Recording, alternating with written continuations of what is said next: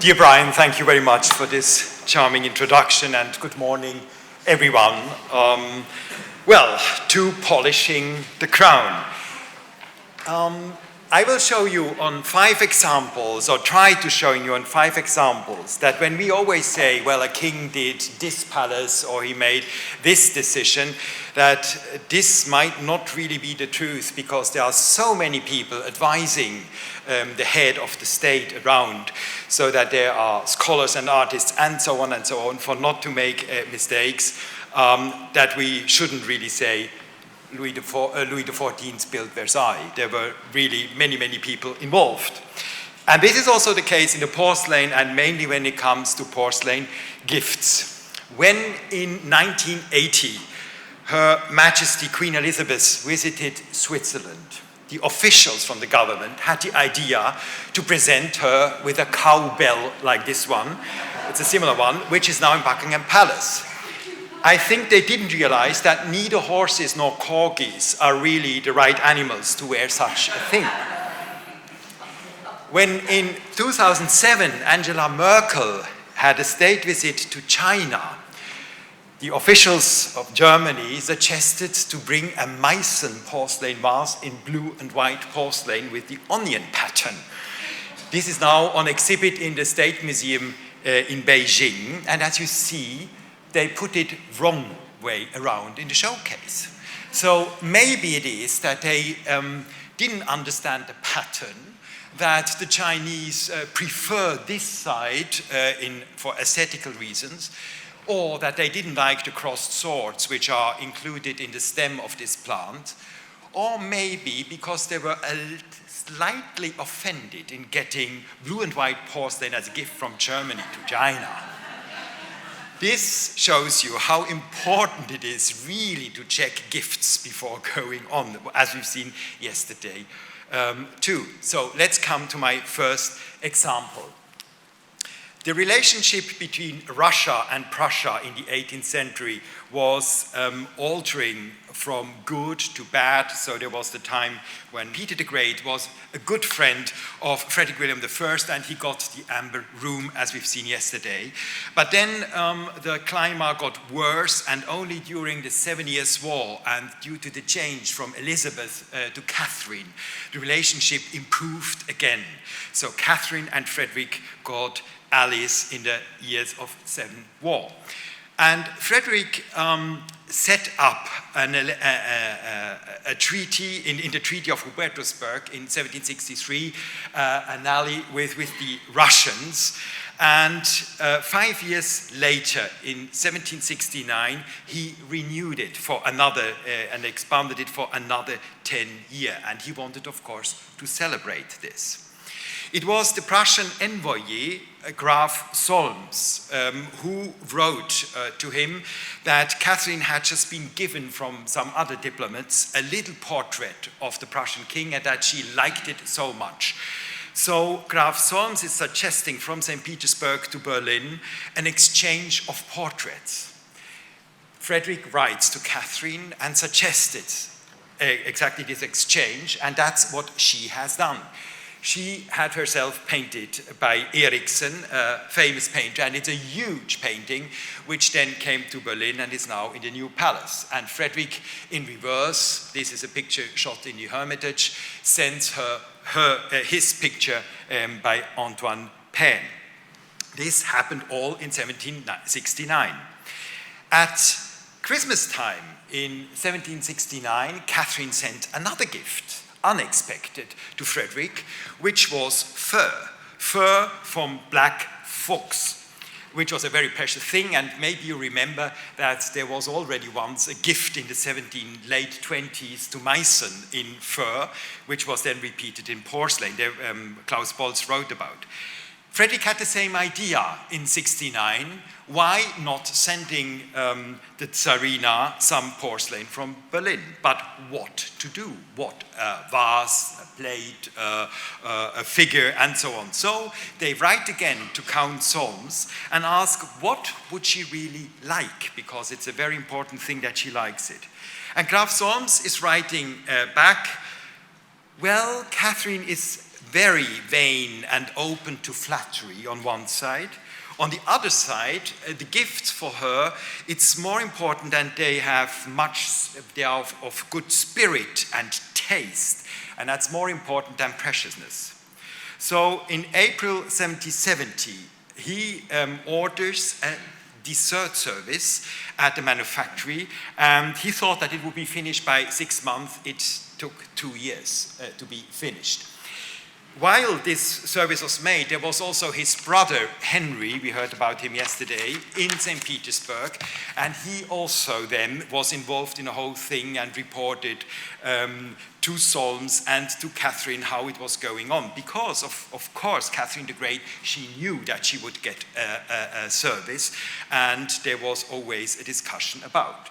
Now, this service had as a centerpiece the figurine of Catherine herself, modeled by Friedrich Elias Meyer after the painting, which was in the court. Well, a little bit altered, you see, she's seated and doesn't stand. The scepter is missing, but however, this was the source of inspiration. And it got bigger and bigger, and the nucleus of the centerpiece we see here, so the Tsaress with some gods around on a throne, all in white, not painted, so it's the eternal white of the gods, and she is in the Olympus, surrounded by people, but we will come back to this. This is the throne from the back side. I'm sorry, I don't have a better slide of it, but that's the one in the Hermitage in St. Petersburg. And they developed the whole program.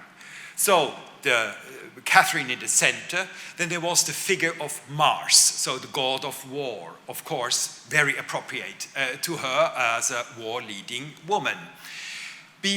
On another edge of this throne, there was Bellona, and Bellona is the female god of war. Then we have Minerve, which is good for sciences and for rain and even for trade. And we have Hercules. Hercules, a symbol of strength and of power. And Frederick, in his letters, he very often writes that he admires the male spirit of Catherine the Great. So Hercules is really a good comparison. Then she has 2 figures next to her, which is justice and legislation. Legislation is the goddess of Thermis.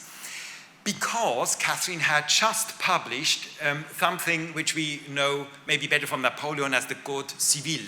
So an important collection of laws. And Frederick, also being one of the enlightened rulers, was very much impressed by that, and that's why he chose these 2 figures. And of course there is finally Fama, so fame and Fama, which is protecting the Russian crown and the Russian crest on the throne. So that's a very allegorical program, well known. Around them, there are the 7 arts. And for some of these figurines, the sculptors at the Berlin manufactory also checked on and were inspired by figurines in the gardens of Frederick the Great. So there were 2 involved. You see here Wilhelm Christian Meyer, who is the brother to Friedrich Elias. Both were sculptors. Friedrich Elias was the master, the head of modeling at the manufactory, and his brother was a freelance sculptor, but involved in this project because it took otherwise too long to get the whole thing. Then we have vessels, several different vessels in natural, which is not a problem because it's natural shapes, no indication of anything, and chandeliers, and very nice. But around, on the table, surrounded, 72 dessert plates with a pierced rim, including the C for Catherine. And all these plates were painted by Balthasar Bormann, a painter which had come from Meissen to Berlin. And he painted scenes from the Russian-Turkish War.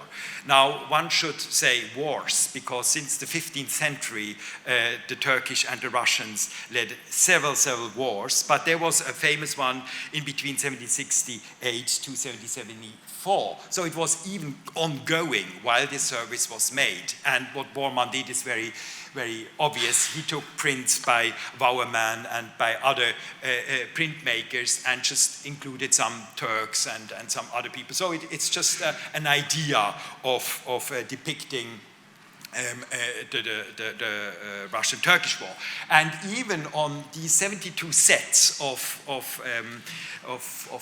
spoons and knives and forks, on the handles we have also these things. And the war is also depicted in the sculpture on the table, because there were a lot of trophies with imprisoned Turks and their weapons on top, so in a very miserable situation. On the table there were other figurines painted, like ordinary people on their knees and down on the foot of her empress, and this was exactly, and others like only men standing. It's several dozens of personifications of Tartans, of Cossacks, and even of Orthodox Jews. And it was exactly the time when Catherine had financed an expedition to research all the flora, fauna, and ethnology of her country. So in the academy in St. Petersburg, there was much about the clothing and the habits of the Russian people collected. Now, Count Solms, the envoy again, had a contact to the academy because there was another German, Leonhard Euler, who was a professor for geography. And he asked this man to put together, Mr. Euler, to put together all this information they already had, and Euler made drawings and sent them to Berlin. They are unfortunately lost. And so they could be very sure that it was an accurate thing, really recalling the Russian sciences in the moment. This is one example in our collection, a set of Berlin collection, and these are two of the same model in the Hermitage, because of each figure there were several examples made. One thing is to mirror it on the table. The other thing is that the transportation, which took several months to St. Petersburg, was so dangerous to break objects, and each figure had its place, its space. So it wouldn't have worked if there were half of it broken. So they made everything in several pulls. And as you know, the Soviets in the 20th century, they sold quite a lot from the Hermitage, and the duplicate they sold. So there are among available now, also outside of the Hermitage, some original figurines from this set. We do have still some some prints, costume prints, also showing Russian people, but there are no really parallels, and well, they were rather free in doing that. And this is a drawing, unfortunately lost. This is just a photograph. Originally it's black and white, but I made it a little bit more looking like pergament to make it more important. And we only have a photograph left because it's lost in World War II. This was a drawing how to place the whole service. And you see the idea. We have the Empress in the center. We have the ordinary people around her in adoration. Then we have all the represents of her folks around to protect her, and even more out on the table there was the war going on, the Russian Turkish war. So an enormous set. And you can imagine that this took really a long time. So it took 2 years. And in spring 1772, it was presented in public for 2 weeks in Berlin. Everyone could go there and have a look at it. And the director, Grieninger, was very proud, writing that Frederick the Great himself had done the program. This is most likely that he was very much involved, but as I've seen, there was an envoy, there was his brother, there were people from the academy, so there were many, many people involved to make it really fitting. It was then shipped from spring 1772 to St. Petersburg. It arrived on August 3 in St. Petersburg, and it was also first, of course, shown in the Winter Palace to Catherine the Great, and then all the people of St. Petersburg were invited to have a look at it.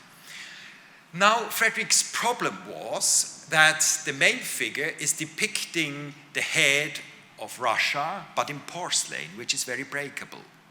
So how to explain someone that he is doing her portrait in a breakable material?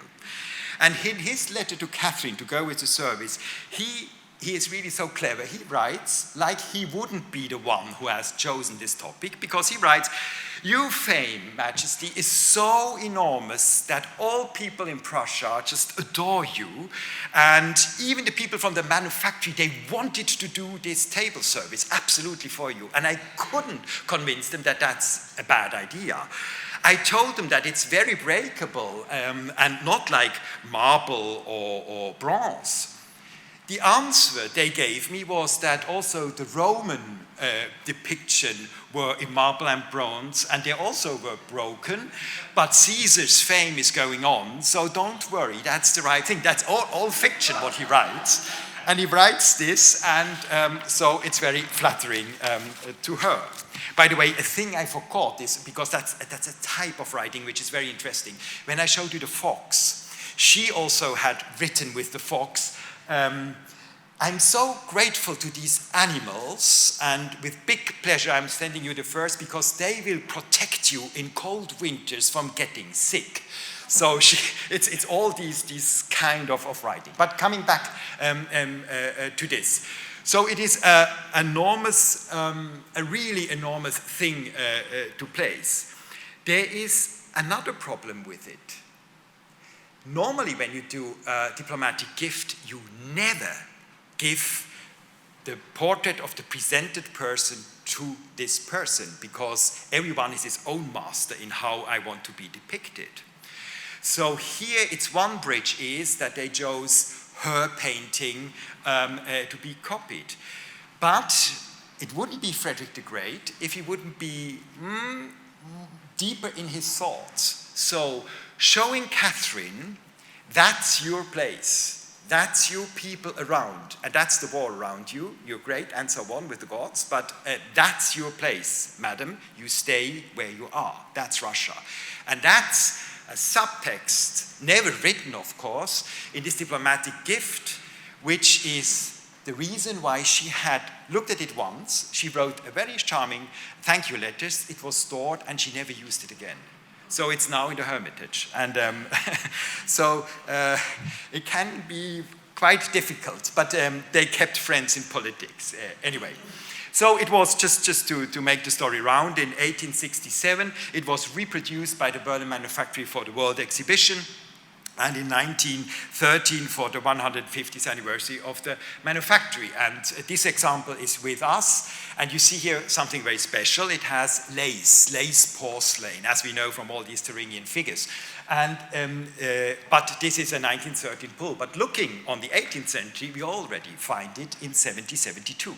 So that's quite surprising, or for me it was very surprising to find these lace work already that early. But let's now come to another case. Frederick Wilhelm the later third, Crown Prince, married on the 24th, so on Christmas Eve, of December 1793, Louise of Mecklenburg-Strelitz. That was it was a little bit like Diana and Charles. It was a very much awaited event because she was young, she was beautiful, she was lively, and everyone was fond of it. So Baron Heinitz, the head of the Commission of the Manufactory, writes to the king that everyone is so enthusiastic about this marriage and that all the people would like to make a contribution. And also the model master Riese from the manufactory would like to make a contribution, and that he had chosen to do a vase. A vase which is not really to use for flowers and things, but as a lamp to illuminate the bridal room at the wedding. And he writes that they took as inspiration, it's just a sample, as inspiration, Italian alabaster vases, which can be used as lamps, as you know. And all those had been sent from Professor Rehberg from Rome to Berlin, so there was quite a collection. But however, they were inspired by that. And it was agreed. Everyone who has experience with Berlin porcelain knows that it's absolutely not translucent. It was a good idea to make it, but I'm not sure it worked. This example here was in a Munich trade, and I unfortunately could never have a look at it if it's at thin and if it is really the one. Unfortunately, it's no more available. But however, and the bedroom was not this one, but just to show you that vases in a bedroom had quite an impression function, and you see on the bed 2 vases which could be used as lamps for the night. Of course, a very nice idea. And he writes, as I noted here, to the king, the permission to put it in the bedroom. He also had a note about the program of the figurines depicted on this vase, and here is the frieze, because it is not an antique frieze. It looks like a copy of an antique frieze, but it's a complete invention. So finished in December 1793, and then only because in 94 there was no Academy exhibition, but in 95 on the Academy exhibition it was also shown to the public, and in the catalogue it's the same program he had told. So he says there's the bride. The bride is seated on a rock covered with a skin of a wolf as the symbol of fertility. A woman is explaining her the advantage of marriage, and behind her is her mother. The groom is seated on a chair, and he is listening to another woman who is enthusiastically explaining again the advantage of marriage. So like he has been pushed a little bit to get to the marriage, and his best man is standing behind him. There is another girl who is very shy, just watching the groom, just to make it more important how good the choice was to take for Louise to take the crown prince. Well, it was the other way around, but however.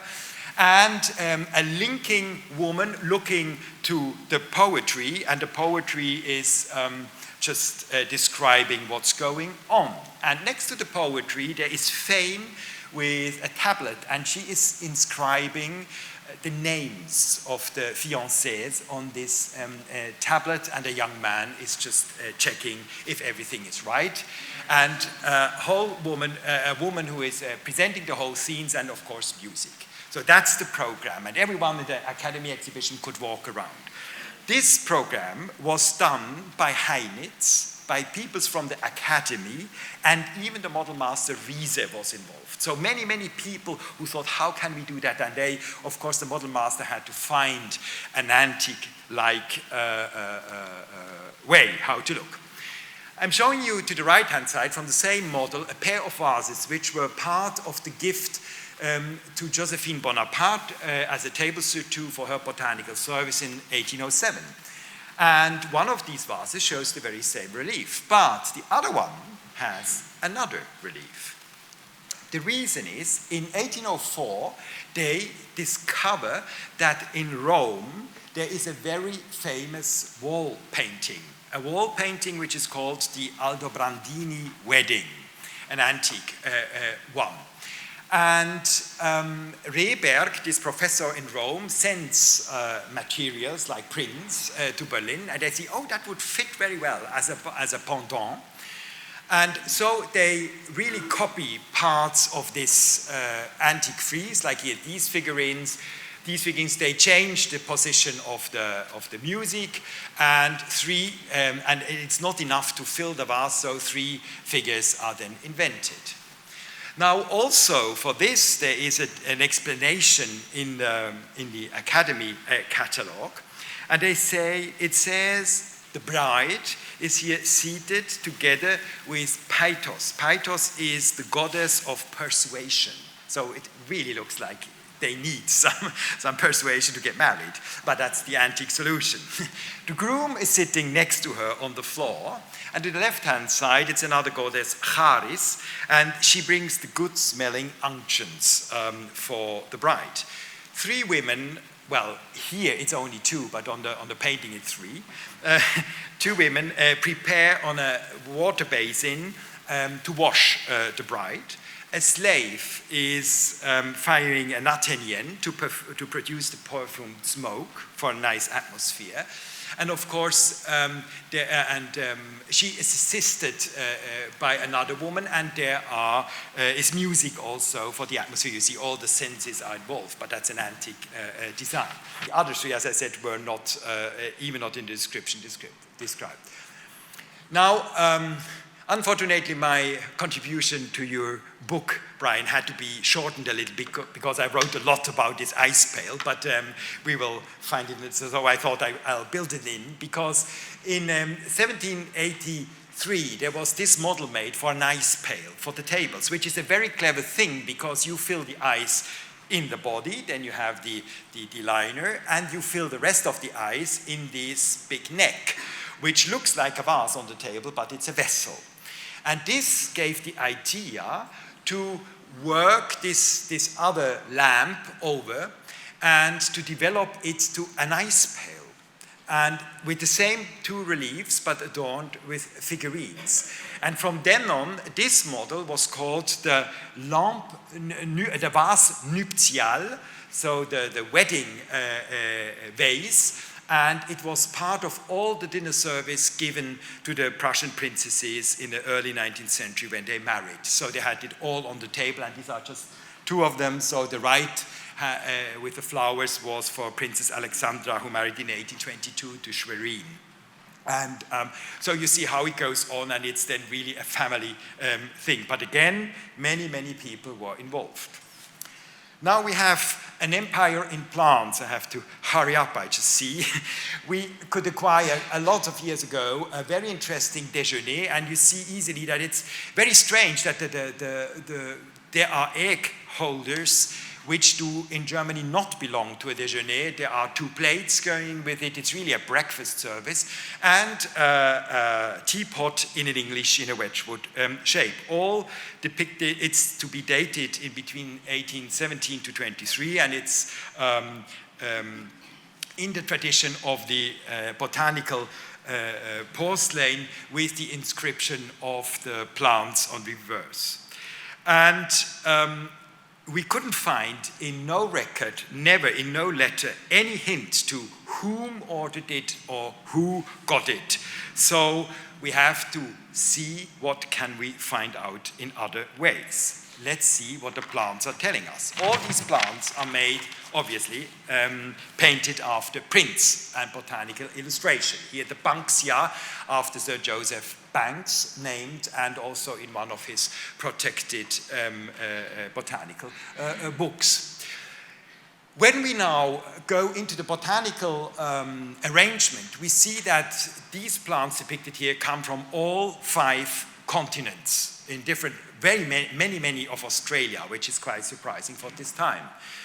There were 29 prints used, and most of them were published in England. And most of them were not drawn after plants in the free nature, but after plants in botanical gardens, and mainly Kew, so again England. All these plants in the continents were in countries native which belonged to the British Empire. And more than half of the botanists who discovered them were British. And most of these plants have names which include parts of this botanist's name. So that's quite a surprise. And there must be someone very intelligent and very well known in the botany who made this program.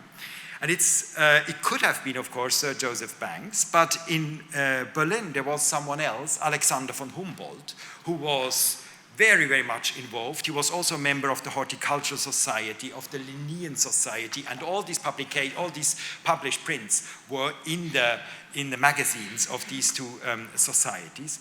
So he knows very well about. But would Alexander von Humboldt order this service? Most likely not. He wouldn't have the money and to whom to give.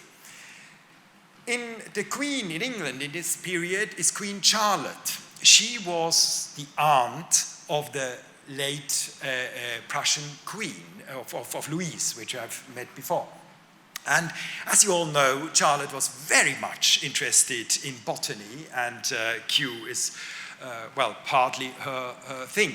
In 1817, the last of these prints used was published. So this gives us a date. The earliest possible is 1817. And 1817 is exactly the year when Wilhelm von Humboldt, brother to Alexander, I show him here as well, when Wilhelm von Humboldt got ambassador in London. So it's most likely, but that's just an idea, a gift from the King of Prussia, constructed or shaped by these two men to the Queen of England, who is very much withdrawn with her husband, just living with George III because he was ill already in Windsor, just the two of them. So it is a déjeuner, a breakfast service for the two with the things they love. That's to be proved. Now, there is another natural history aspect. Baron Albert von Sack. He was a Prussian chamberlain and the royal vice head hunting master. But he was a traveler and somehow also a scientist. He traveled in 1805 and in 1812 to South America, to Suriname, and on the way back, I told it someone yesterday, Leslie, he visited even Monticello and the president of America. So he was quite in the society. He was already more than 50 years old by this time, which means something in the 19th century. In 1817 to 21, he traveled to the Middle East. He bought artwork. He collected Greek folk music, and he made descriptions of landscapes. And all what he collected, he gave as a gift to the royal museums. And in 1824 to 26, he even drove to Mexico. Humboldt was already back for a long time from Mexico, but he goes there to work on this work. And he has a gardener which he wants to take with him, a gardener from Charlottenburg. So for 2 years, the state is paying for this gardener to learn Spanish, to learn how to paint, and mainly in a museum, how to dissect animals and plants as an assistant. So the Baron is going with this Ferdinand Deppe to Mexico for 2 years. That would be a 3 hours lecture. I just make it short here. And they collect a lot of things and bring it back to Berlin to the museums, which is a very, very important thing. So, of course, for this success, it's important to give a gift to Mr. von Sack. And the king chose in 1822 2 vases and a bowl. And one vase is depicting the king's portrait and the state armor, very normal part of gift. And then this bowl. And this bowl is huge and has all Mexican plants and Mexican fruit depicted. And on the underside, reverse side, it's a porphyry which is found in Mexico also. So they took the sources, and unfortunately, it's even this. It was exhibited, of course, in the Academy exhibition in 1828, and it's described here with all the painters and so on. But unfortunately, until now, it was not possible to find the sources. So that's really a project of mine to go on, and you see the beauty. Of course, one could think that it's about the famous book Bonpland and Humboldt have published on Mexican flora, but that's not true. You see here, it's one flower, but in very different way depicted, so we have to go on, and there's nothing in the KPM archive. But the last vase is really surprising. It's this one with a view of the city of Mexico, and on the reverse side with a Mexican landscape. And to show it a little bit larger, really beauties. For the view of Mexico, there was a painting used, which is now in our collection. And unfortunately, we don't know how it got to the collection, but most likely it was brought by Sack to Berlin and then given also to the museums and to the crown. That's how it came. There are even Mr. von Sack and Ferdinand Deppe depicted in this painting, how they look with the Laterna Magica, because on a pre-war taken black and white photograph, which is much better than the now condition of the painting, we can read in the painting that by whom it's painted, not known, because this name is the name of a Renaissance goldsmith, and this can't be, so we have to go on researching, but you see also the 2 figurines. Now, you see how, I just can't resist showing you how beautiful this painting is in 1828. And also this source, even if I looked for several months now for these prints, I couldn't find. And with funny details and even the signature of the painter of Janneke. But the most thrilling thing is for sure the lower part of the vase. Very surprising. We have, first of all, ornament inside, which is a Mexican ornament, so where from? And this part with all these Aztec or Inca or Maya, however call it, drawings. How did they get to this solution? Now, there was Alexander von Humboldt, again, very much involved in Mexico, and he inspired an exhibition here in London in the Egyptian Hall on the old Mexican art in 1825. So right the time when this Prussian exhibition was there, and was already an exhibition in London. And he knew about a precious Maya codex in the library in Dresden, which was acquired in 1733 by the King Augustus III. And this Maya codex was thrilling for Alexander von Humboldt, so that he copied it and published it, parts of it, in 1810. After the exhibition in London, there was also an Englishman who made a publication on these Aztec decoration, and so the sources for the manufacture were given. And when they asked Alexander von Humboldt, what should we paint on that vase to make it really good and really Mexican looking, because Mr. von Sacco gets the vase, he knows Mexico. They said, well, he said, well, take the book from 1810, and here we find these figurines, which were really copied from this calendar. It is a calendar. And in his book, he is also giving depictions from other famous Maya codices of this period. So you see how internationally these scientists were. So he knew about a book in the Vatican Library, so he published it also, and even one in Vienna. And from all sources which are collected in Humboldt's book, they took the source for this gift. It's quite a remarkable thing, and I like it very much. So let's come very briefly, but it's also a short example, to the last example. In 1831, the head of the manufactory, Frick, he made experiments with a green paste, with a porcelain solid body colored in green, which was not so easy because it's other temperatures to fire porcelain. And he had discovered the chrome oxidul some years ago as a chemical substance, and he arrived in doing this. It is possible, as you see on the cup, it is possible to glaze it, but most of the works are unglazed. They showed it on the Academy exhibition several times, but nevertheless it was really not a big success. It was just a big thing. And in the late 30s, there is a letter in the manufactory left where they also they describe the advantage of it, that it can be in combination on cups with white relief, and then it makes a really impressive thing. It looks a little bit like Wedgwood.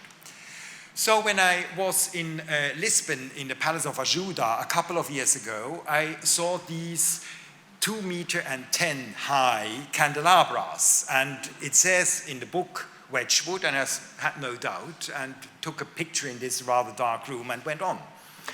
Now I had a contact with Antonia Kota because he wanted some information on another Prussian vase, and I went to the order books, and suddenly I found that these were a gift from Prussia to the King of Portugal.